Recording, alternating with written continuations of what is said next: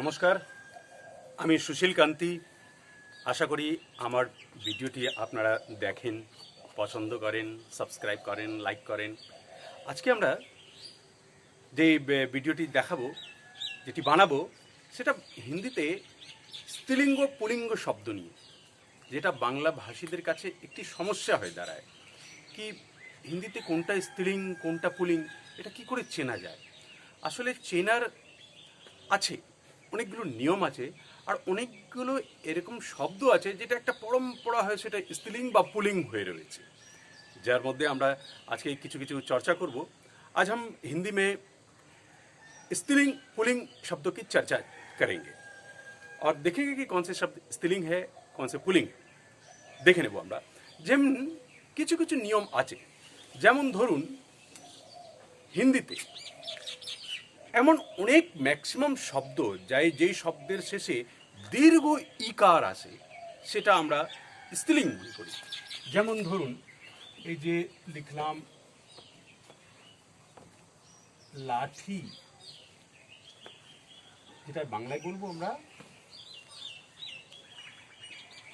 লাঠি, এটা স্ত্রীলিঙ্গ।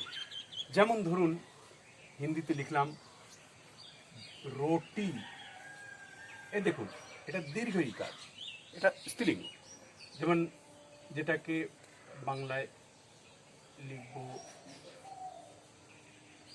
রুটি, এই যে হিন্দিতে দীর্ঘ ইকার হয়, স্ত্রীলিঙ্গ শব্দ। যেমন বলবো হিন্দিতে লিখলাম ঘড়ি, যেটা বাংলায় ঘড়ি ঘড়ি। যেমন লিখলাম, যেমন হিন্দিতে লিখলাম শাড়ি, হ্যাঁ, বাংলায় যেটা বলি আমরা শাড়ি। এই যে দেখুন এই যে দীর্ঘ ইকার শব্দগুলো, এসব ম্যাক্সিমাম শব্দ হিন্দিতে স্ত্রীলিঙ্গভাবে প্রয়োগ হয়ে আসে। হ্যাঁ, কিছু কিছু অপবাদ আছে, কিছু কিছু আছে যেটা হয় না, যেটা যেমন 5-6খানা শব্দ আছে যেটা দীর্ঘ ইকার থাকা সত্ত্বেও সেটা স্ত্রীলিঙ্গে ব্যবহার হয় না। পানি, ঘি, দহি, মতি, হাতি, এরকম কিছু শব্দ আছে যার মধ্যে চর্চা আমরা করবো পরে। এবং এভাবে এভাবে যদি আমরা বলি, এবারে সেন্টেন্স বানাই এটা নিয়ে, যদি আমরা এটা নিয়ে সেন্টেন্স বানাই, যেমন লিখলাম यह यह मेरी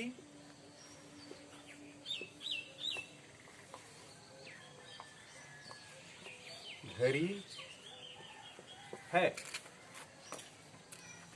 यह मेरी घड़ी है। ঘড়ি শব্দটা স্ত্রীলিঙ্গ, তাই জন্য এখানে হবে মেরি, এটা মাথায় রাখবেন। এবার এটাও সবসময় মাথায় রাখবেন কি ইয়াহ কে বলছে, ছেলে বা মেয়ে। হিন্দিতে ছেলে হোক মেয়ে হোক এখানে মেরিই হবে, কেন ঘড়ির সঙ্গে যার সম্পর্ক আছে, মেরি ঘড়ি হ্যাঁ। একটা মেয়েও বললে বলবে ইয়াহ মেরি ঘড়ি হ্যাঁ, এটি আমার ঘড়ি। যেটা বাংলায় বলবেন, যেটা বাংলায় বলি এটি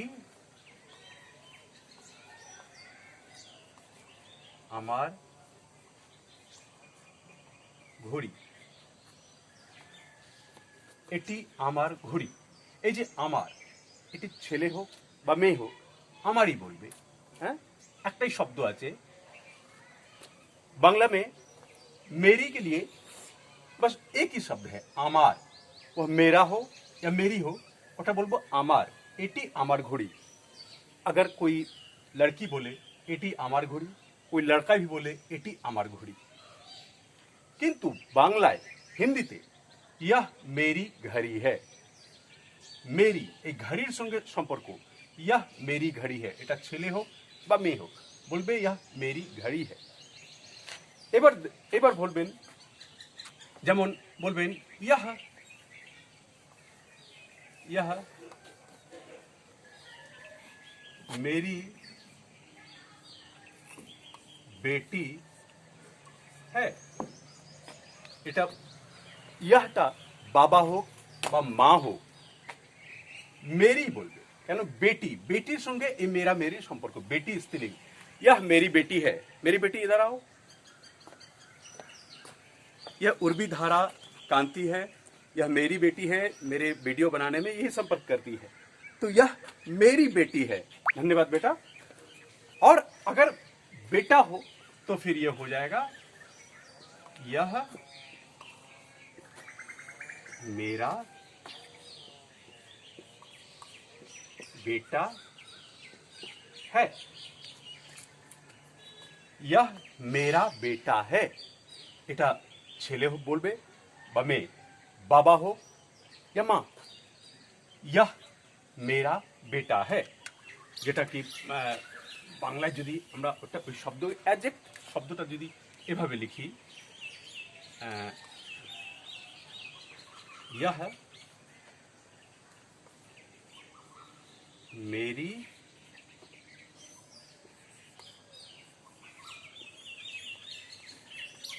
बेटी है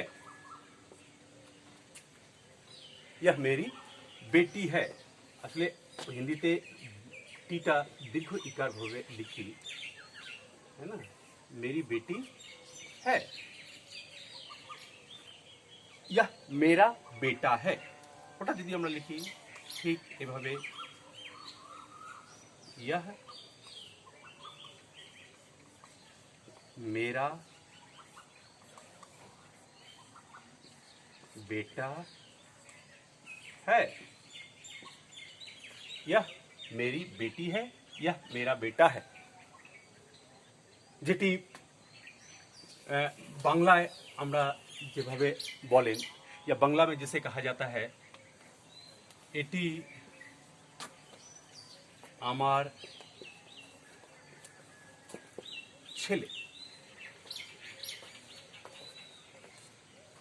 এটি আমার ছেলে यह मेरा बेटा है ছেলে বা এটি আমার বেটা বেটাও বলে এটি আমার বেটা এটি আমার বেটা বা এটি আমার ছেলে বা মেয়ে হলে এটি আমার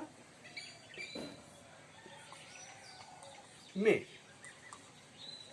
মেয়ে হলে बेटी हो तो एटी अमर मेये अगर बेटी के लिए कह रहे हैं तो एटी अमर मेये और बेटे के लिए एटी अमर छेले तो अमर ये मेरा और मेरी दोनों के लिए ही प्रयोग किए जाते हैं अमर बांग्ला में ये एक सुविधा है अमर एक ही शब्द होता है लेकिन तो हिंदी मेरा यदि सामने शब्दटा स्त्रीलिंग है तो मेरा पुलिंग है तो मेरा स्त्रीलिंग है तो मेरी मेये है तो मेरी बेटी छेले है तो मेरा बेटा এটা মাথায় রাখবে এবার আমরা আর কয়েকটা শব্দ যেমন দেখে নেব जैसे বলবো এই কাকি সম্পর্কটা যখন যখন আমরা বলি यह सुरेश की कलम है कलम শব্দটা স্ত্রীলিঙ্গ হ্যাঁ মাথায় রাখবেন আরেকটা বলে দিই পড়াশোনা থেকে সম্বন্ধিত मैक्सिमम शब्द स्त्रीलिंग है पढ़ने लिखने से संबंधित ज़्यादातर चीज़ें स्त्रीलिंग के रूप में हम लोग प्रयोग करते हैं जैसे যেমন ধরুন কলম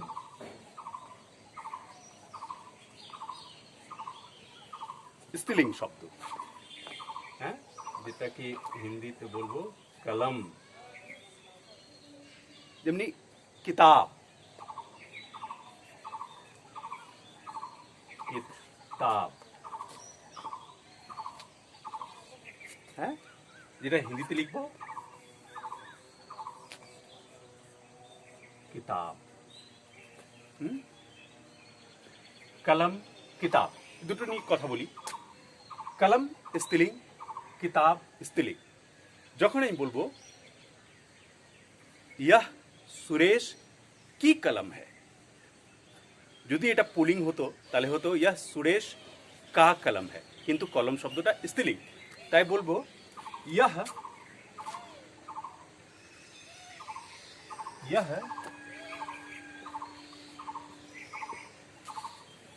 सुरेश की कलम है यह सुरेश की কলম হ্যায়। এবার কি কি সম্পর্ক এই কলম থেকে, যেটা আমরা বাংলায় বলি এটি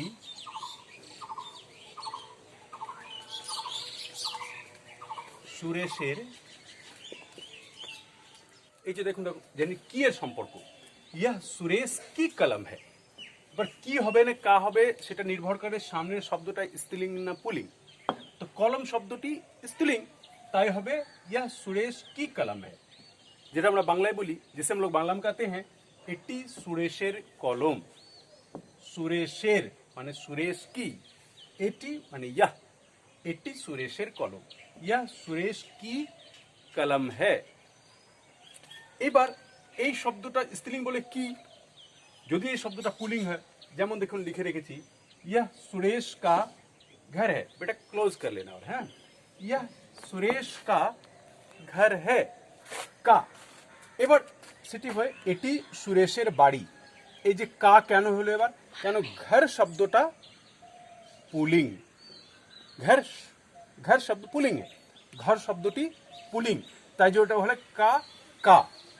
সুরেশ কা ঘর সুরেশ কি কলম।